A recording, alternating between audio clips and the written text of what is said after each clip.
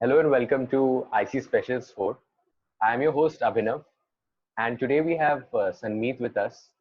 Sanmeet is a computer science and engineering graduate, and later on he went to work at Urban Clap, where he has held roles in business, tech, and product.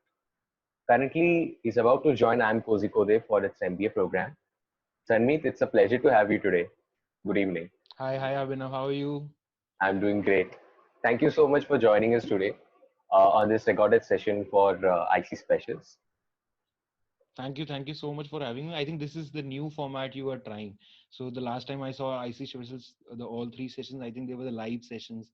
So I Yes. hope it goes well for you. Yes, hoping so as well. So, Sanmeet, we'll right away start off with your journey, right from your undergrad days to where you are today, right? And let's go back to your first year of college, sometime in mid 2012, I believe, right? Yes. Yes. So you have done multiple internships during your undergrad. Can you walk us through the why of, why should students do internships at all? Okay. Okay. So, Abhinav, like to be honest, I feel internships for me because back in 2012, I don't think Facebook was so prominent it is now. Twitter was so prominent it is now.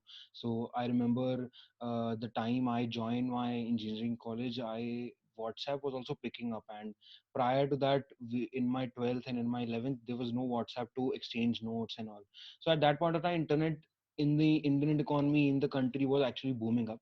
So I remember doing the internships in the form of digital marketing and online marketing and all. So at that point of time, people were online businesses were focusing on getting more likes on their Facebook page, getting more Facebook followers in that sense.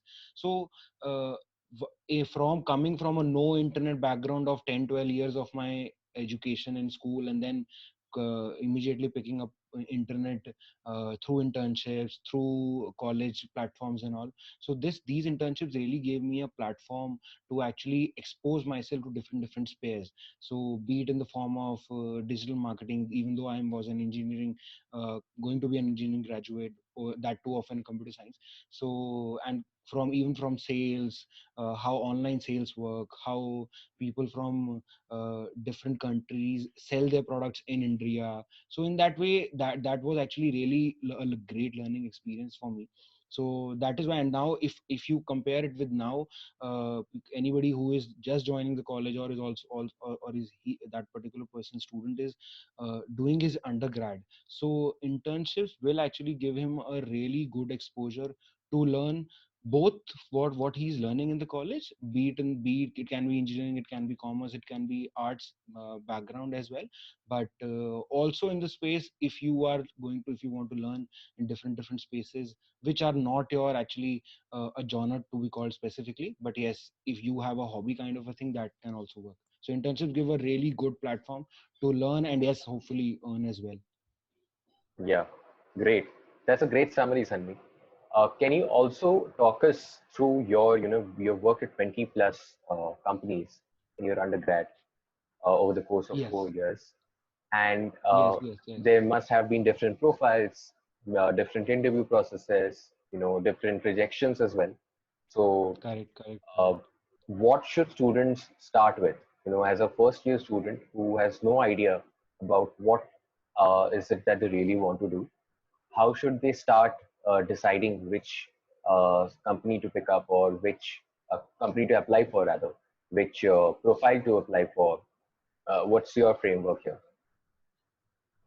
See how I actually went about it might or might not work right now, because because it also depends on how what kind of personality you are, and what kind of things you like, and what your general perspective is about the things. So Right. I am a really curious guy who actually wants to learn different things, and in really short spans of time. So I actually keep a single particular large span and then cut it short to different pieces, and then I think of that if I can learn a new space, new thing here, and then new thing here. So I gel it up. So what I used to Mhm. do, so I started off with, because I was pretty much clear as soon as I entered my engineering college, in 6 months, 7 months down the line, I knew कि यार code तो नहीं होगा, I won't be able to code. But then, so that then how I did coding and all in the urban class, so that was different. But so I was pretty much focused कि यार I'll not go for internships, I'll not go for learning deep about coding. So I tried out different things. So for the first thing, as I told, internet economy was picking up and all. Yeah. So Flipkart was actually coming up. So we were hearing about things about how Bangalore is going to be the valley of India and all. Mhm. So the first thing which actually is comes across for every student is digital marketing, so online marketing. So that's how I started my internship journey. And as soon as I picked up for online marketing, digital marketing, then sales, then I eventually came into product marketing as well. So it actually, then the journey actually started. So if a particular person is actually looking out to try something else, and he knows that this is not what I can go for. So I was pretty much clear that this I can't go for. Other things I can try. So the framework can actually, which I try for now as well, not for internships but other things as particularly, that I segregate things in the way that what I can't do for now, that I'm pretty much sure on. So this is what I can't do. So I tried out with the framework that this is the thing which I can't go for, and I am pretty much sure that this I will not pick. And then I come on to those things that this is what I can try, and this might work off. So first I try for those things, and if it works off really well, then otherwise I'll switch off to some other thing. So I'm curious to learn different things, because even if that particular thing is not working, that I can actually extract something, 1% or 2% of the thing, and I can apply it for some other things. So that is what actually the usual general framework I use, that actually applies for life as well. Great, great. Okay, so let's now move a bit ahead, and post your undergrad. Once you graduated uh, with a degree in computer science and engineering, you spent 3 years at Urban Clap, and you spent Yes. 3 years when the company was perhaps growing the most, riding on the internet revolution in India. The urban surge of the urban surge in population. So, can you walk us through how was your experience there and how you landed the role, of course, and what do Yes. you think the 3 years there in a high growth startup has taught you? Yes. So Urban Club was experience was a really fantastic, good learning experience for me. So why I say so is because a lot of the things were actually going at a parallel space at Urban Club for in different teams, and I was at the right point of time to learn those things. So I joined Urban Club in the business team. So coming from an engineering background, I was pretty much sure that I won't go for any of the MNCs which are coming in the placements.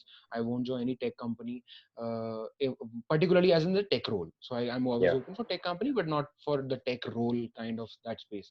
So, but the BD business development thing was not sure what actually business development is. Is it sales? Is it particularly business?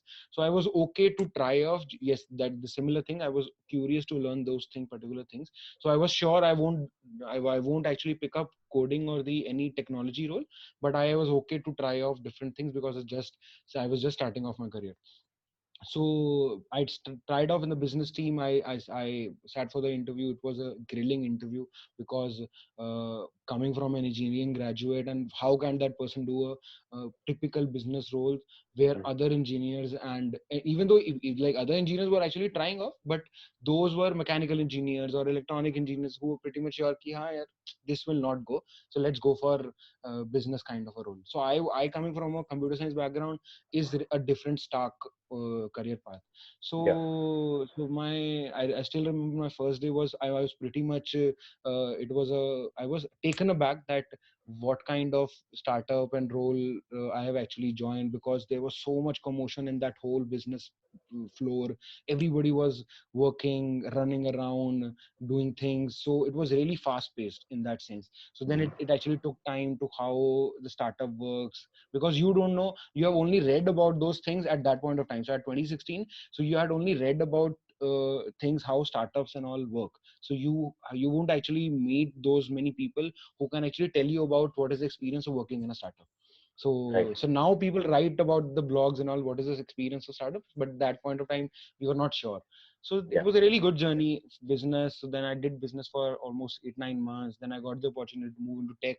So at tech, so coming from an engineering graduate, never did a coding in my whole engineering. So at that point of time I was in a haywire situation, that should I go for uh, coding or a technology, pure technology role, because but I'm still getting a very good opportunity. And so tech is where if you're joining a technology company, tech is where, product is where the main commotion and the main point of that particular company is doing that work. So that actually fascinated me in that bit. So that is when I joined my technology role. And then being a software engineer for 1.5 year, and then eventually moving into working with product management team, giving different spaces to product managements and all, so products in that space. So it was a really good experience in that way. So it was a good learning experience, but yes, a lot of the things were actually involved. Okay. And last year, how did you decide to quit, Urban Company and move to your family business? Was there any reasoning behind that you'd like to share with us? So I was 3 years into the journey of Urban Clap. I was pretty much sure that I am looking for a business school to learn different things. So to actually go on to that journey and how things work in that particularly business oriented roles. And so business school actually gives you a structure, be it in the form of thinking or be it in the form of orientation of how companies and the how roles work. Yeah. So I was pretty much focused to go into a business role. So and Urban Clap in that way from 2016 to 2019 had a really good journey in that sense. So I remember I started off Urban Clap in 2016. We were, I think 10,000 odd deliveries in a day to I think 500,000 odd deliveries in a day till in 2019. So and even I think I'm not sure about the numbers, but yes, it was really good. And then we had launched in Dubai, we had launched in Singapore, Australia was just picking up. So that journey was a really fruitful journey for me to see how to scale a particular thing to a massive level. So but I already had a family business at my end, so I was pretty much keen that why don't I just go on and do the things from scratch at on ground with my family business. So that is Okay. why actually it took me back to that particular role, from tech and product to back to a business role. So I was uh, keen to learn the specifics of on ground businesses, how, because I was not able to get that experience in Urban Club. So that is why I thought of joining family business. And I was also looking out for preparing for a business school journey, so getting into that competition space and all. So that is Yeah. why I knew I can actually learn that business front, which actually can actually help me in my business school applications and all. So that is why I thought of going for the family business. Great. So now that you've talked of business schools and your, decision behind long-term thinking behind going to a business school, we'll come to that part. Uh, why and how did you land up, at IIM Kozhikode? And this is a one-year MBA program. Walk us Yes, through, yes. why you decided to go for a one-year program, whereas, most students generally with, 3 4 years of a work ex tend to go for the, 2-year MBA programs, right? Yes, Or, yes, yes. you had options to go outside India as well, abroad, to Correct, multiple MBA correct. programs. So, what made you come to this as a choice? So I was so there were a couple of pointers for me choosing IIM Kozhikode and as well for a 1 year MBA. So for the few of the immediate and the urgent and significant pointers to choose this particular MBA program and this particular college was that coming from a startup background, learning those particular things in different spaces and different genres, I was actually uh, thinking in a space that if I am competing with different business school applicants, I might I might have an edge in that way, because people are now looking on to go for startups and work for startups after their MBA B school experience of 2 years. So, and in that way, 3 year journey was. If you compare it with any other MNC or any other role based company, that might actually take you, the learning experience might actually take you 5 or 6 years. So Yeah. that I had already gained in that way from 3 year journey. And then coming back to my family business and running the on ground business, so in that way I was pretty much focused. I'll go for a 1 year experience. I'll not, because the opportunity cost is also involved, so I'll keep my opportunity cost short and learn with different diverse people. So diversity was actually the second factor involved, that I'll only go for a 1 year program because the diversity offered in 1 year programs is pretty much more as compared to a 2 year program. So like evidently engineers are there in the in the maximum, but yes, Yeah. you will be able to find fashion background people, commerce background people, and even in that space, if you are engineer, people might be coming from a stock market background or a typical Hmm. sales background, even if that guy was an engineer. So diversity and the opportunity cost was actually the prime factors of choosing 1 year program for me.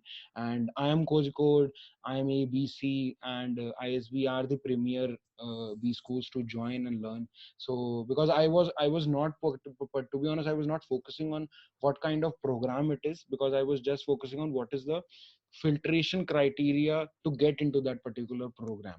Because Hmm. the higher and the tougher is the filtration program to get into, the more skilled and the more diverse batch will be there with, because that will be able to help me learn far more exponentially as compared to a 2 year program.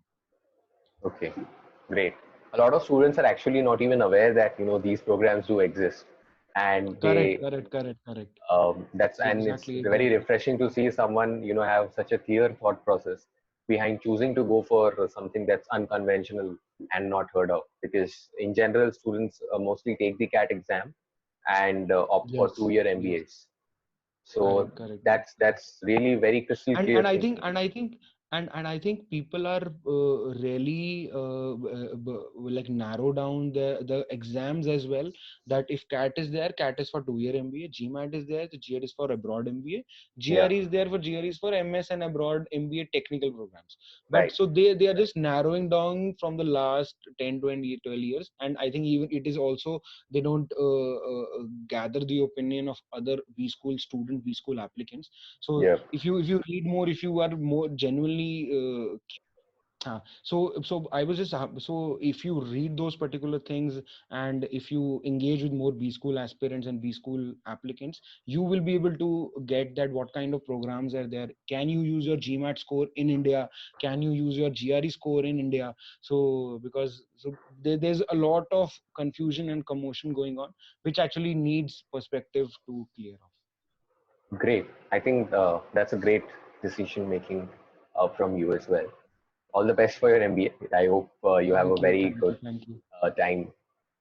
So great. So let's now come to with the COVID situation all over the world, a lot of people started using certain words. We got accustomed to Zoom calls, e-meetings, using the word new normal, and everyone has their own set of predictions about how the economy will react.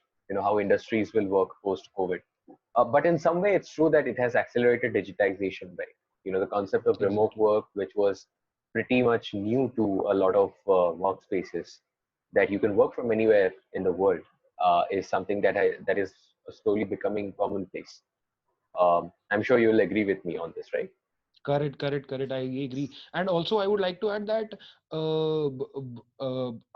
COVID has actually accelerated a lot of the things, and COVID has actually changed a lot of the things, and disrupted a lot of the industries, and disrupted a lot of the ways how we think and how we work. Yeah. So, and I think whatever, however we try, whatever we try, I think a piece of it which actually will actually be unchangeable and can't be changed. So be it in the form of, I think, 1% or 2%, but I'm hoping that it'll be more than 9% or 10%, that at least 10% of the things will be irreversible. So I don't see, because I was just reading about it, that consulting industry might change the whole how consultants travel and Yeah. how they go for meetings and all. So I was Mhm. just reading that would how impactful the COVID has been for the consulting industry. So this is Yeah. just one example, and this will actually go on for a lot of the different industries. Right. So, right now when we're all stuck in our homes, all of us are restricted to our screens, and people are spending more screen time than ever. We are just spending time reading things on the web, and because it's now no longer just for your own entertainment, but it's for work, for studies, online classes. So there is this Correct. information load, that's overload that we have everywhere. You know, there are so many sources of information, be it regarding anything. You want to pursue a certain career, there are thousands of articles on the web. Similarly, if you want Correct. to choose a MBA school, you have thousands of YouTube videos there, right? So you have abundance of information. So in this abundance of information, you have been through very critical decision making phase, right? Where you chose to choose an institute for higher studies, or let's say quit a job and move to your own family business. So, how does a student who is, let's say, just out of college, or during college, has multiple offers, has multiple ways of doing things, right, come to a conclusion? Or how do you balance between this overload of information from multiple sources and stick to what you really want? What would be your Okay. advice for someone like Okay, I think this is a really, really good and pertinent question. So, I'll tell you what I usually do. It works off some ways, and it doesn't work for different spaces. But I'll tell you how it works and how it doesn't. So, what I usually do when I'm researching for a particular piece, be it in the form of company, or be it in the form of B school, or any particular MBA program, or any particular thing I want to learn about, so I just keep it in a point that I want to research it in a way that I should have at least one information, or two pieces of information which nobody would have if he or she would have at my position. So let's say if I'm preparing for my interview at a particular company, or at a B school. So if I'm researching for that particular B school or a company, I'll be trying to find one piece of information or a couple of nuggets of information that nobody would have else otherwise found if he or she would be researching to those websites. So I just go deep into that particular thing. I think this is actually a concept given by Kunal Shah as well, that he is so has insatiable curiosity that he goes deep from, and then he narrows down and filters down the pieces of information he's getting, and in that way the brain starts conceiving the information in a much more better manner. So you also start picking up things which you were not thinking that this might actually also come.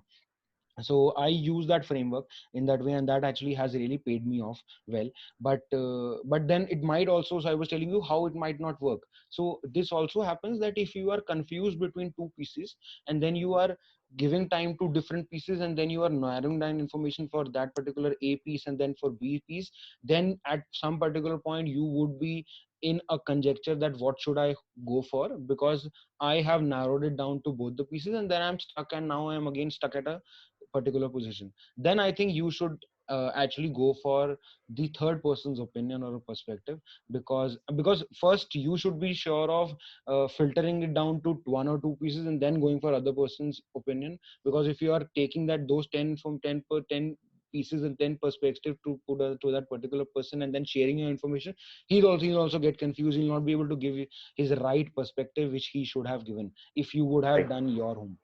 So I think that actually really works for me, and I think it'll work for a lot of different genres and a lot of different spaces. Hmm. All right. And great. So let's come to the part where you actually chose to take the GRE and the GMAT exams, right? Yeah. A Yes. lot Yes. of students generally prepare for exams, and although they prepare, they don't prepare with their whole heart. And in the end, get disappointed with the exam structure itself. So when you decided that you were going to take the GRE and the GMAT, how did you prepare yourself? Did you give yourself a time where you used to practice every day?